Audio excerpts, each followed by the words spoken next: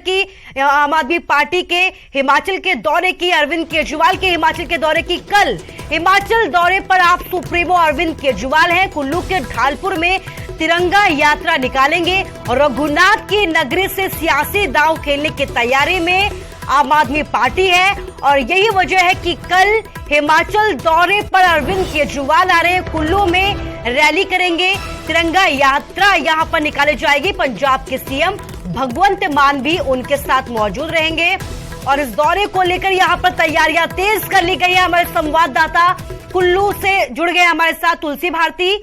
तुलसी जी, क्या कुछ अपडेट?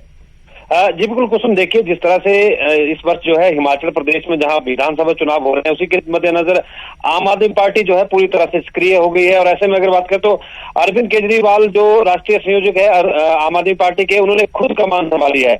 क्योंकि जिस तरह से अगर बात करें तो अगले कल जो है, जिस तरह से जो आम आदमी पार्टी की तिरंगा यात्रा है और भगवान रघुनाथ की नगरी से जब ये तिरंगा यात्रा यहाँ पर जो की जा रही है, तो कहीं ना कहीं सीधे तौर पर जो है प्रदेश सरकार को चुनौती दी जा रही है कि जो कुल्लू जिला है, हालांकि देवभूमि हिमाचल है, जहां से आम आदमी पार्टी की अगर बात करें तो कल की जो रैली है उसमें हजारों कार्यकर्ताओं को जुड़ने की जो है यहाँ पर बात कही है। दावे किए जा रहे हैं कि बड़ी संख्या में जो है ये रोड शो भी होगा और उसके बाद रोड शो के दौरान जो है जो अरविंद केजरीवाल है वो यहाँ पर जो है रोड शो को संबोधित करेंगे। और इसके साथ साथ जो पंजाब के मुख्यमंत्री है भगवंत मान, वो भी इस कार्यक्रम में रहेंगे। कहीं ना कहीं कुसुम, देखिए जिस तरह से लगातार जो है आम आदमी पार्टी के निशाने पर अब भाजपा है, क्योंकि कांग्रेस पार्टी को अगर बात करें तो बहुत सारे जो कांग्रेस के लीडर है वो आम आदमी पार्टी में शामिल हो रहे हैं। तो ऐसे में सीधी चुनौती जो है वो मुख्यमंत्री जयराम ठाकुर को दी जा रही है, क्योंकि भाजपा की अगर बात करें तो जो 4.5 वर्षों की जो सरकार हिमाचल प्रदेश में रही है, उनको घेरने की जो तैयारी है वो अरविंद केजरीवाल ने खुद उसके लिए करते हुए नजर आ रहे हैं। तुलसी, आपसे ये भी जानना चाहेंगे कि कितनी देर की तिरंगा यात्रा होगी और कुल्लू में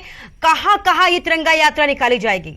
देखिए अभी तक जो पुलिस से जो आम आदमी पार्टी को परमिशन मिली है उसमें ढालपुर जो चौक है, जो शहर है, वहां पर तिरंगा यात्रा होगी और उसके बाद जो ये रथ मैदान है, रथ मैदान में जो है ये एक जो रोड शो है उसको संबोधित किया जाएगा। ऐसी सूचना जो है फिलहाल हमारे पास मिली है और इसको लेकर पुलिस की तरफ से भी जो है जो सुरक्षा के प्रबंध है वो किए जा रहे हैं। और आम आदमी पार्टी के जो कार्यकर्ता है वो, हालांकि कुल्लू जिले की अगर बात करें तो सभी जगह पर जो है कार्यकर्ताओं को जोड़ने की जो बात की जा रही है कि बड़ी संख्या में जो इस रैली में लोग शिरकत करेंगे और जो केजरीवाल की जो नीति है उसको लेकर जो लोगों के बीच में वो अपनी बात रखेंगे, उसको लेकर आम आदमी पार्टी के जो कार्यकर्ता है वो भी खासे उत्साहित नजर आ रहे हैं। जी कुसुम जी, इस तमाम जानकारी के लिए शुक्रिया। तो खासा उत्साहित आम आदमी पार्टी के कार्यकर्ता नजर आ रहे हैं। एक बार फिर से हिमाचल आने की तैयारी की जा रही है। कल हिमाचल दौरे पर अरविंद केजरीवाल रहेंगे, उनके साथ पंजाब के सीएम भगवंत मान भी रहेंगे। आपको बता दें कि भगवान रघुनाथ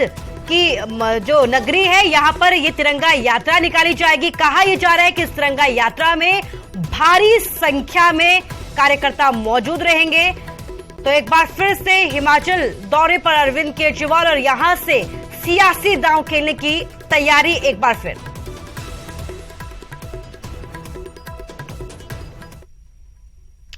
तो शिक्षा के मुद्दे पर आम आदमी पार्टी सरकार को लगातार घेरती हुई नजर आ रही है और एक बार फिर से शिक्षा के मुद्दे पर आम आदमी पार्टी सरकार पर जमकर हमलावर भी हुई है। जयराम की पूरी कैबिनेट से इस्तीफा मांगा है। आम आदमी पार्टी का आरोप है कि हर जिले में ऐसे स्कूल हैं जहां पर जिनकी हालत बेहद ही खस्ता है। आप प्रदेशाध्यक्ष जो सुरजीत ठाकुर है उनकी तरफ से इस्तीफे की मांग की गई है।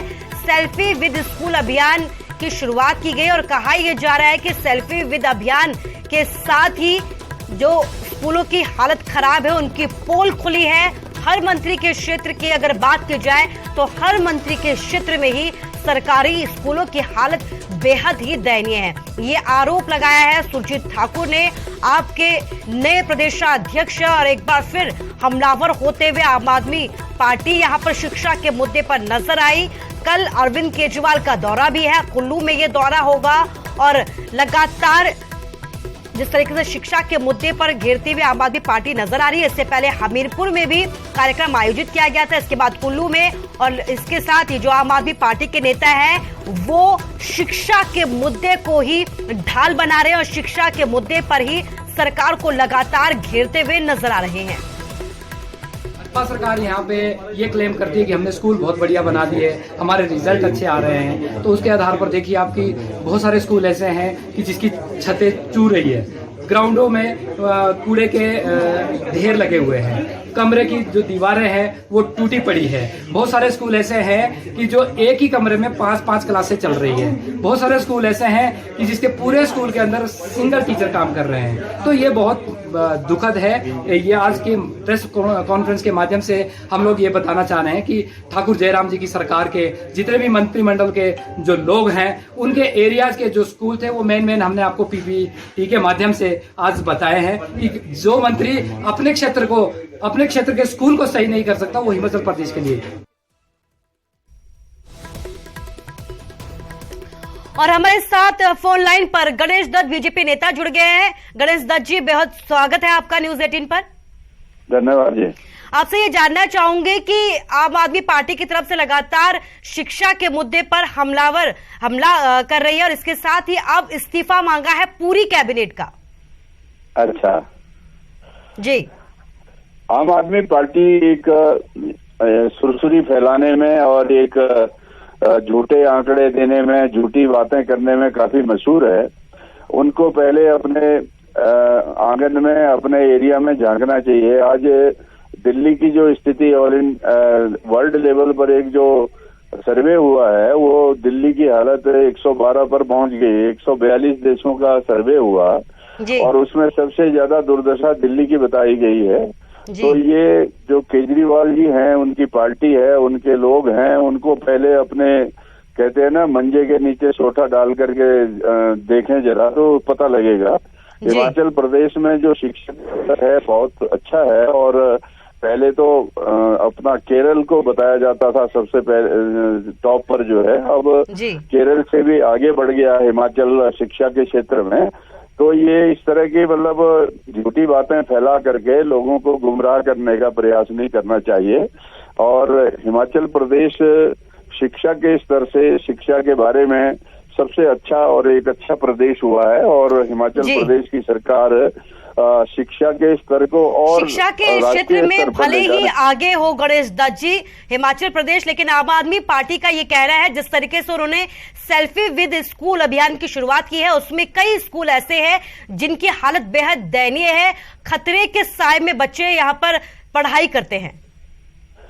देखिए, जो हिमाचल प्रदेश की सरकार है, इंफ्रास्ट्रक्चर डेवलपमेंट के लिए जो मूलभूत ढांचा होता है स्कूलों का, उनको बढ़ाने के लिए प्रयासरत है। और जहां पर नए बिल्डिंगें भी बनाई जा रही हैं, नए कमरे भी बनाए जा रहे हैं। कांग्रेस पार्टी के समय में कुछ गौशाला के में कुछ ऐसी जगह स्कूल खोल दिए गए थे और चुनाव में विजय प्राप्त करने के लिए, लोगों को गुमराह करने के लिए। लेकिन उसके बाद हिमाचल प्रदेश की सरकार उन घोषणाओं के भी एक सम्मान करते हुए एक नया मूलभूत ढांचा जो है स्थापित कर रही है और इनको अपनी चिंता करनी चाहिए और भारतीय जनता पार्टी की सरकारों की चिंता इनको नहीं करनी चाहिए। जी, आप गणेश दत्त जी आप हमारे साथ बने रहिए। गौरव शर्मा भी हमारे साथ जुड़ गए हैं, आम आदमी पार्टी के प्रवक्ता है। गौरव शर्मा जी, गणेश दत्त जी कह रहे हैं कि बेवजह मामले को क्यों तूल दे रहे हो आप?